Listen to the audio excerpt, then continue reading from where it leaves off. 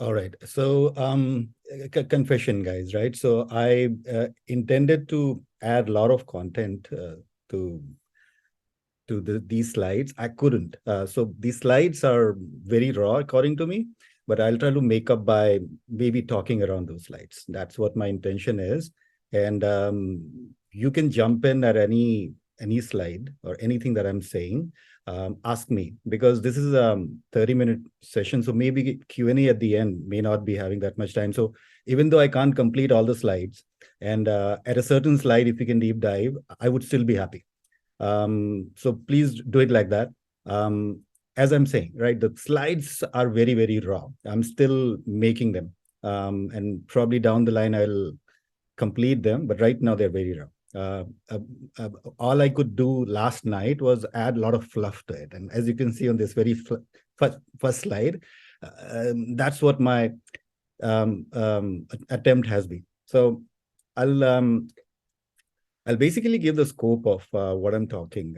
So we have been experimenting around GitHub Copilot, especially Copilot X, and then Chat as well, and adopting that to our development teams, especially the Agile teams. We have some learnings, and that's what I intend to share. I won't be able to deep dive on specifics. I was trying to, but at least some high level learnings that we have found in last 1 year, probably I can share those. And being a closet filmmaker, I've tried to put that kind of a structure and format. Again, I'm failing at it very badly, but I've tried it. So I'll just move to next slide. And as I said, this is a fluff I added. Don't judge it. There's nothing special. And I would like to talk about this as in a story format, right? So, and that's what I'm showcasing here. And it's a flashback. I'm just thinking about last 1 year when this happened. So Microsoft offered us an early access to GitHub Copilot, Copilot X specifically. And those of you who might be new to it, again, it's not new, but those of you. GitHub Copilot has been there around for some time. But when Copilot X came, which was based on GPT-4, and now we are getting into GPT-5 soon enough. That is going on. That's another story. But I will focus on Copilot X, which was based on GPT-4, which, as you might be knowing, was a big leap in terms of where GPT was, in terms of, you all must have seen ChatGPT, so it's driven by that. So Copilot X was based on GPT-4, which offered a lot of new things, and Microsoft gave us, early access to the features. And unfortunately, what's happening right now is even though we have OpenAI, even though we have ChatGPT, which is based on that, since Microsoft is involved, there is a commercial element to it. So what happens is that there are certain features which are not exposed to general public. As a corporate client, they were able to give us early access and exclusive access as well. And obviously, we lapped on it. And that's where the story starts. And we all felt that since it's a developer tool, we can easily start with it. Most of our developers were using GitHub already. The only challenge was that the ones which were using Bitbucket, how to move them. But again, not a big issue. When we spoke to the developers, they said no big deal. They should be able to easily move the repo from Bitbucket to GitHub. It's actually easy deal. So we all felt that let's just start. It's exciting thing to do. Everybody wants to learn it. So we started to use it. Not much training, not much planning. As I said, it was more of an impulsive way of doing things. Everybody was excited. The Agile COE was not involved that deeply because we were tied up with a lot of deliveries and a lot of planning, training, stuff like that. So obviously, we felt that let developers take it on, and then later on, when the need be, we can join in, which was the wrong move. And I think that's the learning I will focus on in next few slides. So no training, no planning, I would say. Very shallow, not too deep dive. And our developers, they just started to experiment with it, trying that how exactly it can be used. And the initial KPIs that we tracked were really great. Some of the, rather most of the developers said that it leads to 5x in terms of speed. Some even said 20x. Now, I'm not sure whether you can put these numbers in a context, but the moment I heard about this, and when we were talking to our senior leads, at that point, we could really see that this can be a game changer, because if a developer is saying that a certain tool out there can give them 5x, obviously it leads to decisions in terms of how to use this. Developers probably were not thinking on those lines, few of them were, but it leads to a point where we feel that how to establish a new capacity of the team. And those of you who work in Agile, obviously, you would also think, on those lines, because if I have a Scrum team, they have a capacity. I have certain story points, and those story points are delivered at a certain pace, and based upon that, I know the velocity of my team. Now, this changes it. This changes it drastically, and it also creates issues. And I would talk about that. So the challenge would be that how to configure our teams, because when you're working in scaled agile mode, that means more than one team delivering it. And then you have your ART, as we call it, like multiple teams doing that work. So we need to establish capacity of the team. We need to look at the roadmap that we have across multiple PIs that we have. Again, PI stands for grouping of sprints. So when we are looking at that, and that's when it came to us, thinking that we need to replan the capacity of the team, the roadmap that we have for the year based upon this. As I said, impulsive, because this is not the final matrix. This is basically indicator in terms of speed. And as we moved from sprint to sprint, we could realize that there are other issues which we are ignoring. And that's what I'll talk about. And I think that should be the biggest takeaway from what I'm doing in these few minutes, rather than anything else. So that's what was going on. They were completing the stories really, really fast, and then waiting for work to come. And we needed to make sure that they get more stories groomed in right time. The another point of view, and especially people on this call, because you are focused on QA, it was becoming, or rather, the QA was becoming a blocker at that point, because developers were saying that we are able to actually complete the story really, really fast. It's just that we are not able to close on those stories because QA is not able to test that fast.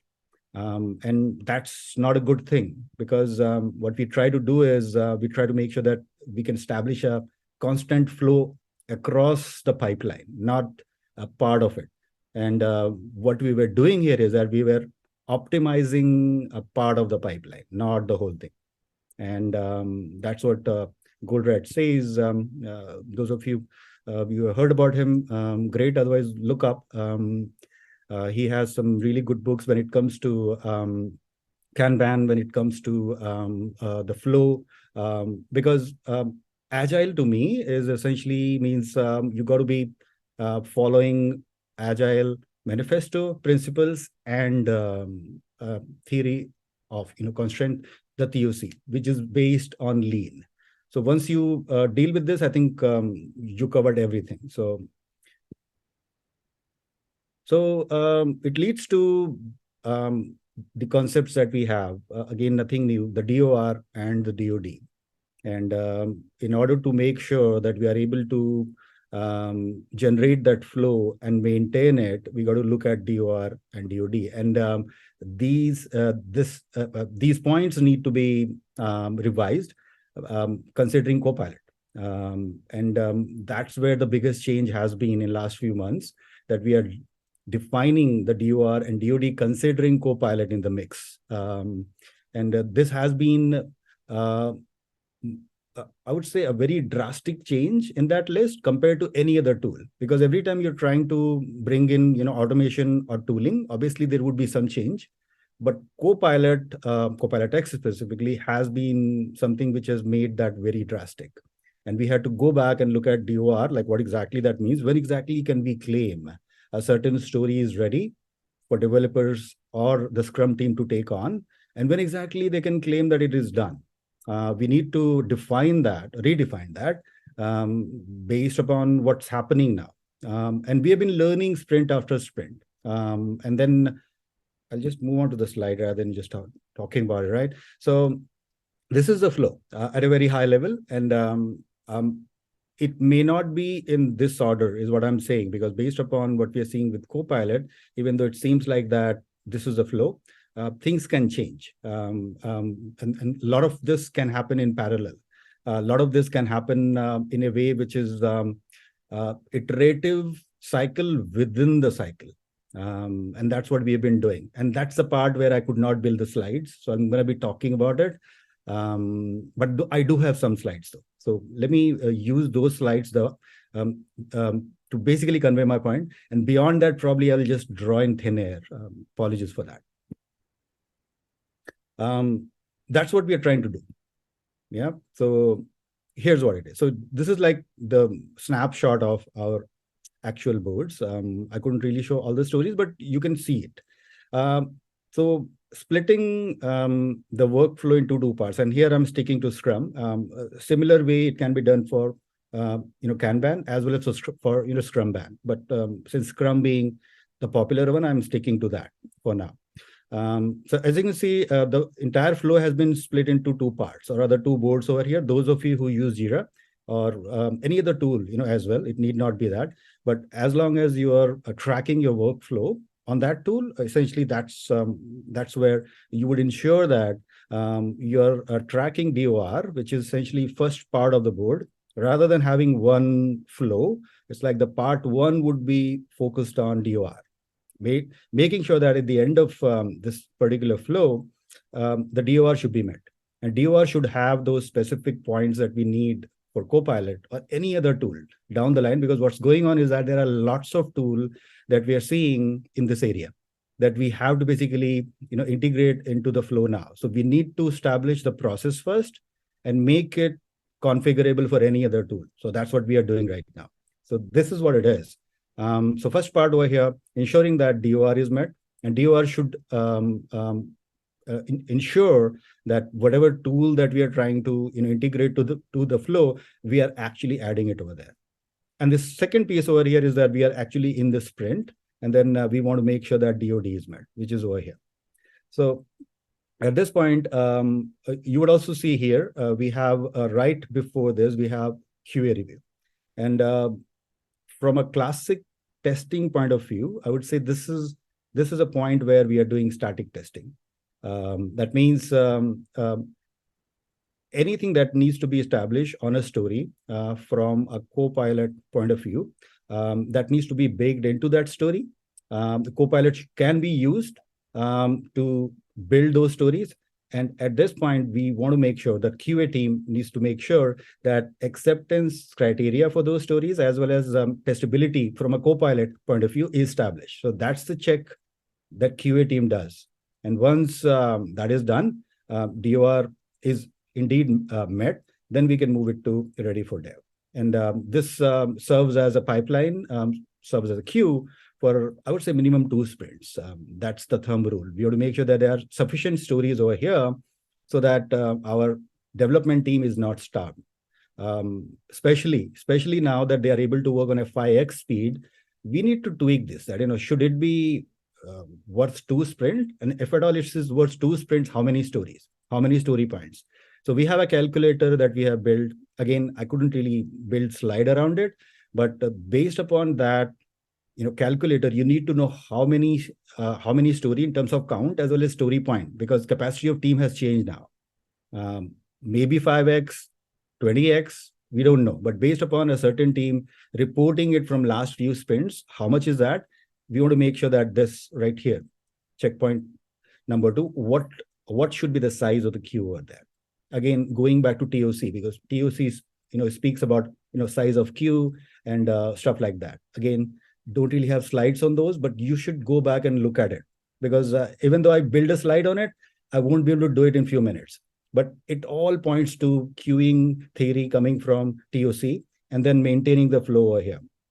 And that is that queuing flow, the formula has these things in it. So if at all we are changing or increasing the speed of a certain part of the pipeline, what needs to be done before that and what needs to be done after that. It's not really a linear curve. It's basically exponential. That's what happens, and that's what TOC is all about. How am I doing on time? Okay. So yeah, so that's what we did here. And same thing goes for the DoD. At this point, we want to make sure that we are using Copilot to review those things and then freeing up our testing team so that they can focus on the test where human side is involved, rather than spending too much time on checking acceptance criteria. Because Copilot is smart enough at this point. If you feed acceptance criteria here, it would build the tests for you, which will run in an automated way. And this would give you a hint to something we used to do in past as well on similar lines, but now Copilot is integrated to that, which is this BDD. So Copilot, BDD, it's a fantastic combo. It just increases the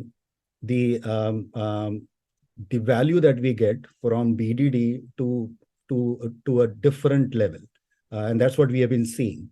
There has been a lot of concern, on around that we need to train the team to work in a BDD way, because it's a lot more than just tooling part of it, right? It's like they need to come together, the collaboration that they have to do. So a lot of teams I've been seeing over the years is that they have been doing BDD, trying it out, but still don't really get the value because their focus is on automation side of it. Beyond that, collaboration sometimes does not play out that well. And as you all know, BDD is all about the collaboration piece. Now, Copilot changes that. Any team member, maybe the PO says that, I don't really have time to get together and do this grooming in a BDD way, because first of all, maybe they're not trained. They don't know how to Gherkinize their stories, or maybe they don't have time for that. And maybe QA is doing BDD focused only from test automation point of view. Like these have been, pitfalls, anti-patterns of BDD. But using Copilot, what we could do is like, again, those 3 points over here, 1, 2, and 3, those 3 points I just spoke about, maybe I'll go back. Like these are those 3 points where Copilot can be actually used. We started using here immediately, and that's where the learning has been, that rather than using Copilot just here, you want to basically take a step back and make sure that you use it here as well as here. And BDD, as I said, can easily define or rather can have a framework defined already, and we just use Copilot to that. And that's what we have been trying, and fantastic so far. It might fail, but as I said, it's an experiment, and we are continuously evolving. Especially we are going into GPT-5 now. So from GPT-4 to 5, I don't know what's going to happen.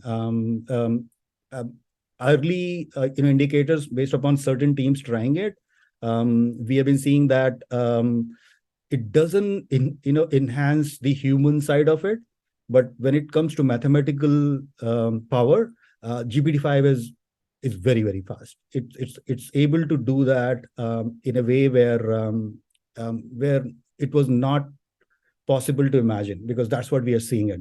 But human side of it, I don't think it has basically evolved all that much from GPT-4 to 5. But yeah, big improvement. So again, we'll have to go back and tweak this. But looks like we have a framework or a process in place where we can always adapt to versions of GPT as well as another tool, because there are a bunch of other tools we will be trying when it comes to PO, because GitHub Copilot, as you can basically think, right, it's basically a technical tool, and a product owner will not be comfortable using it because it's GitHub. It's basically part of coding. So you can define, again, that's the next slide here. So that's how you can use it, right? This is like a snapshot of GitHub, and you can actually, and this is for BDD. And again, step number 1, 2, I can't really go deep in that. You can't, but you can make out that what all we have been doing at, and from a QA side of it. I tried to distill points at 1, 2, and 3 to focus on QA part of it, but don't take it wrong, by everybody in the team, including the PO. But I'm just distilling what a QA's focus would be at step number 1, 2, and 3. And then we need to document that. Documentation with Agile, I would say this is the time where documentation has to be very heavy, because as we are doing things, we are learning them, and we need to create playbooks so that we know what we learned, as well as we can then scale it up. As we are doing it in a smaller team, maybe 2, 3 of them, as we learn, and then we scale up using the playbook. So that's what we have been doing, and that's what I'm showing step number 1, 2, and 3. There is a lot that I can share right now. My brain right now is clouded with so many things, but let me just take a pause. Maybe if there's a question, anything specific, let me spend time on that rather than just going based upon what's in my mind. And I think I'm coming close to the time as well, or maybe done. So I think you can take a look at the questions in the chat, Ashish. There are a few, but again, this is going wonderful. You can actually go and get something out of your context that you were thinking. I think we are all loving the flow that you are having right now and the examples that you have shared so far. Can you read out the question if you don't mind? Yes, Deepti, do you have access to chat? I can actually try. Yes, sir. Go ahead, Deepti. So one that is there is from Prachi, which you actually highlighted here. Could you please elaborate on how did QA use GitHub Copilot in review? Yeah. That is one. Yeah. Yeah. So a review of user story, or review of acceptance criteria, or actually review of the code, because review can be of several kind. But I'll take all 3, right? So when we have a user story defined, like a regular format, English way of doing things, it's all there as if, as I want so that, and acceptance criteria. Once that is there, and this might be slightly scary.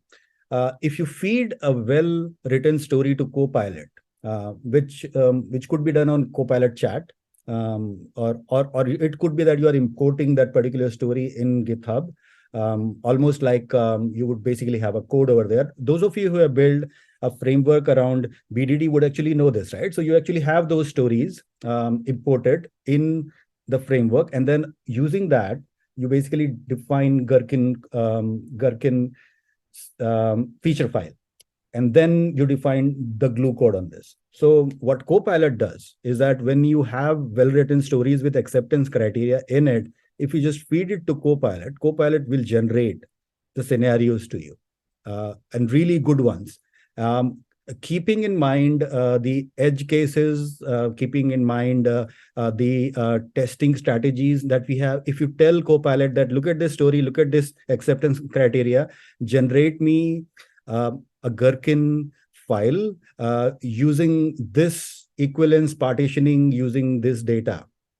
You may not even give the data. You may say that I want this to be used. It will clearly give you the given when then kind of a structure. Again, I don't know, go into BDD, so those of you who know about it will catch it, but long story short, so if you give the story acceptance criteria, it would generate that Gherkin feature file to you, and you can also specify how many combinations you want based upon what test strategy. I've tried it with BVA. I've tried it with some specific edge cases. Once you give it to that, so Copilot will do it. And again, a big tip over here, Copilot is slightly lazy. So first time around, when you ask using prompts, it may not give you its best. That's how it is. It will not use its full computing power because that's how it's built. It would just give you something on top of his head. But you need to ask again and be specific. So after a couple of prompts, and that's what we have in our playbook, that what prompts to use so that it can give us that. So it gives you the feature file. And if you say that, give me 20 of them, it would just give you 20, combination of that. So that's how it basically does,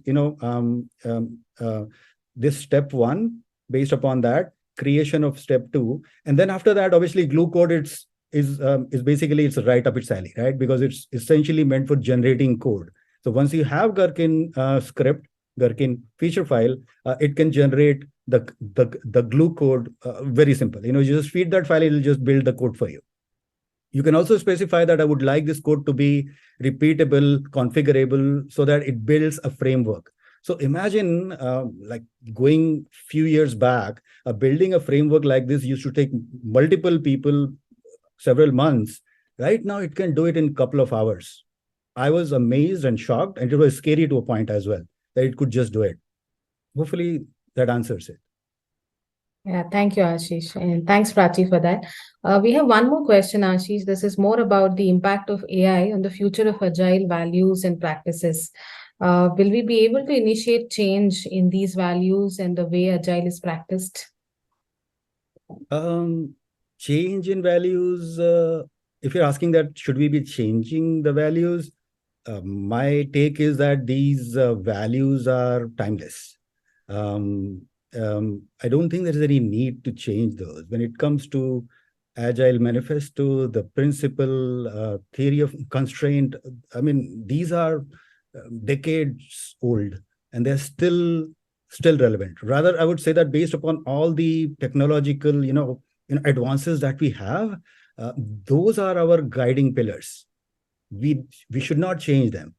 So the question, I don't see a point to change them. Sorry, the question I think more is, will it have an impact? Will AI impact any of the, in future, will it impact the agile values and practices? No, it's the other way around. So the impact that we need to brace ourselves for by this generative AI stuff happening, it's going to be the agile values that will help us and guide us. Like exactly in this case that I showed, we were kind of lost after a point, but going back to the basics of agile, we were able to come back on track. So it's going to be like how do you guide our journey using that. I don't think that's going to be changed. That's going to be there. Okay. That's the questions that we almost have on the chat. If there's anybody else who has a few more questions, you can feel free to unmute.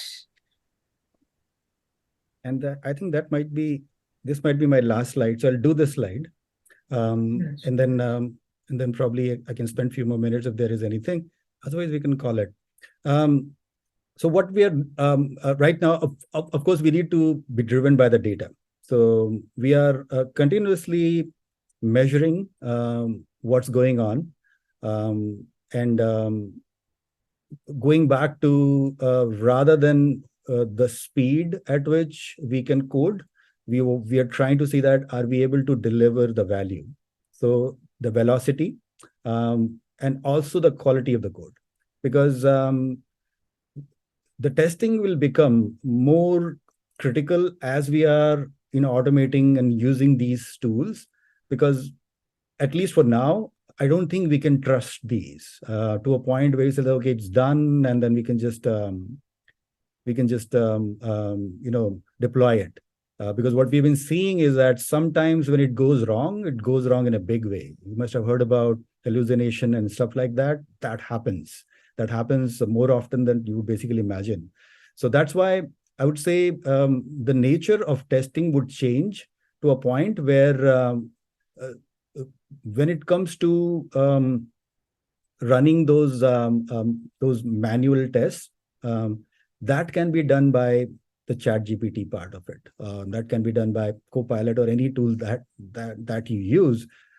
But keeping code quality in mind, keeping quality of what's being built, that needs to have a human angle to it. And that's why I would say, if I mean, some people call it manual testing. I don't think there is another way to test it. Testing essentially is manual. You need to have a human way to look at it, and that is something which will become very, very important. So anybody who has those skills, manual testing skills, just hold on to them, because Copilot and tools like these can do a lot of stuff which is called as automation. But human side, I think we are far from it, at least now. Even though it reaches to that point, we would always be in doubt, and we would be making sure that is it missing something, and that's where we'll need human beings. And we would also need human beings to train the models that we have. So ChatGPT, Copilot, they all learn from what you prompt them. So as you prompt them, so if you're trying to prompt them, it's like trying to teach a kid how to do things. And if you are prompting them right, then that's how they would learn. So I think every organization, they would have their own machine learning way of doing these things. And then the human beings will be there to basically train them. And we need to have proper trainers. And that will come from the KPIs and what we read from last few sprints, and then train them continuously. So that's what we are trying to do. Always aim a little low. Don't go by 5x. If the speed of developers have grown by 5x, the delivery may not be 5x. It might be 2x. And that's Excuse me. Is it yours? Yeah. I think we need to mute everybody. And Ashish, can you unmute yourself if that happens? Yeah. Sorry, Ashish. Yeah. So I was saying that, we need to focus on that part more. I think I'm definitely out of time. That was the last slide. We are right on time, Ashish. Right. Yeah. Amazing. I think this slide actually is too amazing what we really felt. Yeah. And then, this is my fake movie making skills at play. We know about it. Yeah. So I was saying that, we need to focus on that part more. I think I'm definitely out of time. That was the last slide. We are right on time, Ashish. Right. Yeah. Amazing. I think this slide actually is too amazing what we really felt. Yeah. And then, this is my fake movie making skills at play. We know about it. Yeah. All right, guys. So thank you so much. And I wish you guys a fantastic conference. Hope you guys will have fun and learn lots of it. Yeah, Ashish, it was one of the most amazing sessions once again. I think I loved it, and I am sure that everybody who was part of this 30-minute session, which we found it that we could have given you more time. Somehow, at the end of the day, it was one of the most wonderful, practical session, and I learned a lot. There are so many things that you always bring to the table, and obviously, amazing session, right? So, thank you so much for your time. What is the time right now? Are you in Toronto or you are somewhere else? No, I'm in Toronto. It's close to 10 right now. Okay, so not bad. Okay, I was wondering that if it's too early, how did you manage? But really, thank you from all of us. Really appreciate. And guys, anything that you want to ask? Otherwise, I think we would like to thank, and can we all applaud for Ashish here, guys? Really amazing session on the first day of the conference, and it was really great learning for all of us. Thank you so much, guys. Thank you so much, Ashish. Really appreciate it. All right, so Ashish, have thanks. A nice evening, morning, afternoon, wherever you are. Bye. Bye, Ashish. And we would basically call it a closing. Ashish, if you can stay. Guys, Harsh, do you want to announce something? Otherwise, we can actually call it off while Ashish is around. And we can actually, Harsh, if you're around, maybe we can have a quick closing. Anything that you want to announce, Harsh? I think, guys, let's call it a close here. I don't want to waste any more time. It has been a long day. We started around 11, Ashish, in the morning, and it's already 8:20 right now. And although we had given 15 minutes for closing, but I think we can call it a close here. And with this session and with Ashish, you being here, what better way to have the ending for the day one? Again, a big round of applause for you, Ashish. Thank you so much. Really, really amazing session we had. And thank you everybody who stayed till the end. We had around 230 people join in the morning. But still, Ashish, your session was attended by more than 70 people. That's we couldn't hold 200 people. I wish everybody could really enjoy this. And whoever stayed back, they actually